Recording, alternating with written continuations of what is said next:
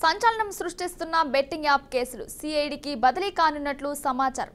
పంచగుట్ట పోలీసులు betting యాప్స్లపై case నమోదు చేశాక రాష్ట్రంలోని వివిధ జిల్లాలు కమిషనరేట్ల పరిధిలోని ఠాణాలకు ఇదే అంశంపై ఫిర్యాదులు హోరెత్తుతున్నాయి. మియాపూర్ పోలీసులు కూడా మరో కేసులో దర్యాప్తు ప్రారంభించడంతో ఈ కేసులన్నిటికీ సిఐడికి బదిలీ చేయాలని ఉన్నతాధికారులు భావిస్తున్నారు. బెట్టింగ్ యాప్స్ నిర్వాహకులు చాలా మంది విదేశీయులు. చైనా కంపెనీల ప్రమేయం కూడా బయటపడుతుంది. నిర్వాహకులు వేల కోట్లను దేశం దాటించారు. యాప్స్ ప్రమోటర్లు, సెలబ్రిటీలు, ఇన్ఫ్లుయెన్సర్లు, యూట్యూబర్లు హవాలా మార్గంలో రెమ్యునరేషన్ చెల్లించారనే ఆరోపణలున్నాయి.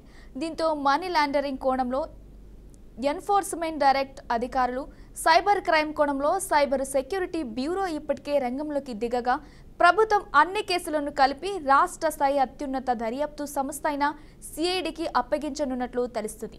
అంతకంటే ముందే ముఖ్యమంత్రి రేవంత్ రెడ్డి అంశంపై పోలీసు ఉన్నతాధికారులతో సమీక్ష నిర్వహించే అవకాశం ఉంది. బోనస్ ప్లస్ నీకు కసినో గేమ్స్ అన్ని, స్పోర్ట్స్ బెట్టింగ్ మార్కెట్స్ అన్ని అవైలబుల్ ఉన్నాయి.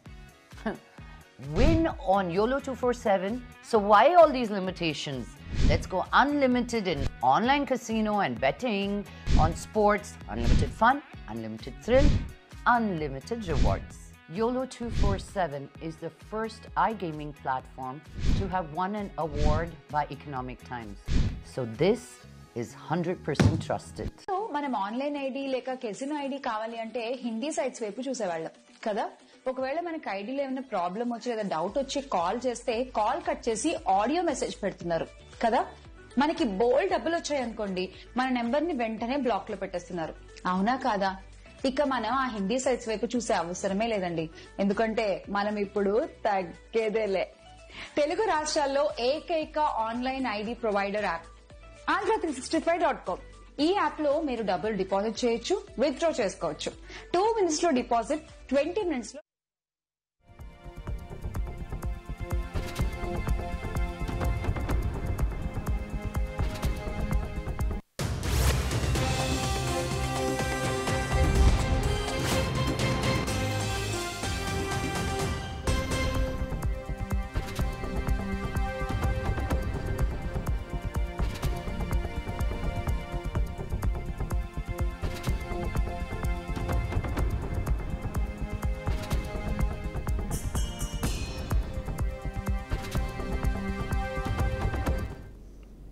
బ్రేకింగ్ న్యూస్ చూస్తున్నాం. సంచలనం సృష్టిస్తున్న బెట్టింగ్ యాప్ కేసులు సిఐడికి బదిలీ కానున్నట్లు సమాచారం. పంజగుట్ట పోలీసులు బెట్టింగ్ యాప్స్ పై కేసు నమోదు చేశాక రాష్ట్రంలోని వివిధ జిల్లాలు కమిషనరేట్ల పరిధిలోని ఠాణాలకు ఇదే అంశంపై ఫిర్యాదులు హోరెత్తుతున్నాయి. మియాపూర్ పోలీసులు కూడా మరో కేసులో దర్యాప్తు ప్రారంభించడంతో ఈ కేసులన్నిటినీ సిఐడికి బదిలీ చేయాలని ఉన్నతాధికారులు భావిస్తున్నారు. బెట్టింగ్ యాప్స్ నివారణకు చాలా మంది విదేశీయులు, చైనా కంపెనీల ప్రమేయం కూడా బయటపడుతుంది. నిర్వాహకుల వేల కోట్లను దేశం దాటించారు. యాప్స్ ప్రమోటర్లు, సెలబ్రిటీలు, ఇన్ఫ్లుయెన్సర్లు, యూట్యూబర్లకు హవాలా మార్గాల్లో రెమ్యునరేషన్ చెల్లించారనే ఆరోపణలున్నాయి. రైట్గా ఇదే అంశంపై మరింత సమాచారం మా ప్రతినిధి తేజ అందిస్తారు. తేజ, తరుణి, మొత్తంగా ఇటు తెలంగాణ రాష్ట్రంలో సంచలనం సృష్టించినటువంటి బెట్టింగ్ యాప్ల వ్యవహారం అయితే రోజు రోజుకి కొన్ని కీలకమైనటువంటి మలుపులు పెరుగుతున్నాయి అన్నట్లుగానే చెప్పాలి. ఎందుకంటే తొలుతగా పంజాగుట్ట పోలీస్ స్టేషన్ లో కేసు నమోదైంది, అనంతరం మియాపూర్ పోలీస్ స్టేషన్ లో కూడా కేసు నమోదైంది.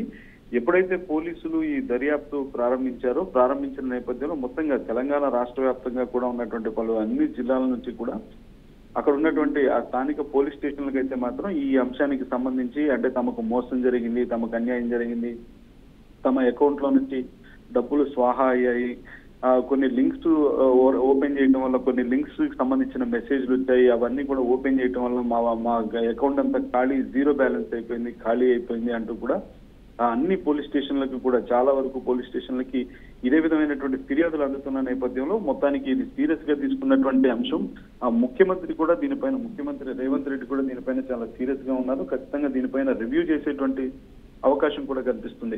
ఇంకా ప్రత్యేకించి చెప్పాలంటే చైనాకి సంబంధించి ఈ బెట్టింగ్ యాప్స్ కి సంబంధించినటువంటి వారంతా కూడా విదేశీయులు కావటం అనేటువంటిది ఒకటైతే, సో మొత్తంగా దీంట్లో చైనాకి సంబంధించినటువంటి ఈ చైనా కంపెనీల ప్రమేయం కూడా ఉంది అనేటువంటిది కూడా కొంత తెలుస్తుంది. సో దీనిపైన పూర్తి స్థాయిలో అంటే ఇక్కడ ఎవరైతే దీన్ని బెట్టింగ్ యాప్స్ ప్రమోషన్ చేశారో ఈ ప్రమోషన్ చేసిన వాళ్ళందరికీ కూడా హవాలా రూపంలో ఏ విధంగా ఈ మనీ అనేటువంటిది ముట్టింది, ఈ పైసలు ముట్టినాయి అనేటువంటి అంశం పైన కూడా దర్యాప్తు జరగాలని చెప్పి పోలీసులు భావిస్తున్నటువంటి పరిస్థితి ఉంది. సో మొత్తంగా అయితే మాత్రం దీన్ని ఇక సీరియస్ గా తీసుకున్నటువంటి రాష్ట్ర ప్రభుత్వం అయితే మాత్రం సిఐడికి అప్పగిస్తే పూర్తి స్థాయిలో ఇంకా విస్తుపోయేటువంటి నిజాలు వెల్లడంతో పాటు ఎక్కడెక్కడ మనీ లాండరింగ్ జరిగింది, ఎంతెంత ఎన్ని వేల కోట్లు దేశం దాటిపోయింది అనేటువంటి అంశాలన్నీ కూడా చాలా స్పష్టంగా దీని వెనక ఎవరున్నారు అనేటువంటిది కూడా పూర్తిగా తెలుసుకోవచ్చు. సిఐడి దర్యాప్తు ముమ్మరం చేస్తే దీనికి సంబంధించినటువంటి అంశాలన్నీ కూడా తెలుసుకోవచ్చు అనేటువంటిది అయితే మాత్రం భావిస్తున్న నేపథ్యంలోనే మొత్తంగా సిఐడికి అయితే ఈ బెట్టింగ్ యాప్స్ కేసు బదిలీ